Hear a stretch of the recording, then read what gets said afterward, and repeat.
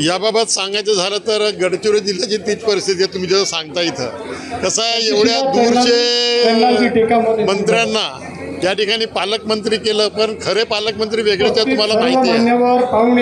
आणि खरे पालकमंत्री वेगळे असल्यामुळे जे खरे पालकमंत्री आहेत, जे नियुक्त केले शासनाने, त्यांना कुठल्याही समस्येकडे लक्ष द्यायला वेळ मिळत नाही. एवढ्या लांबचे मंत्री आहेत, ते येतात आणि फॉर्मॅलिटी कंप्लीट करतात जे काही आहे आणि त्याच्यानंतर निघून जातात. गडचिरोलीला तसंच आहे. गडचिरोलीचे पालकमंत्री कोण आहे तुम्हाला माहिती आहे का? गडचिरोलीचे पालकमंत्री मुख्यमंत्री आहेत देवेंद्र फडणवीस. म्हणजे गडचिरोली जिल्ह्याच्या पालकमंत्री पालकत्व त्यांनी घेतलेलं आहे. मागच्या रिजीममध्ये पण तेच होते, आता पण तेच आहे. आणि ते येऊ शकत नाही म्हणून त्यांनी सहपालकमंत्री नेमला. एवढ्या छोट्याशा जिल्ह्यासाठी दोन पालकमंत्री नेमण्यात आलेले आहेत. हीच शोकांतिका आहे.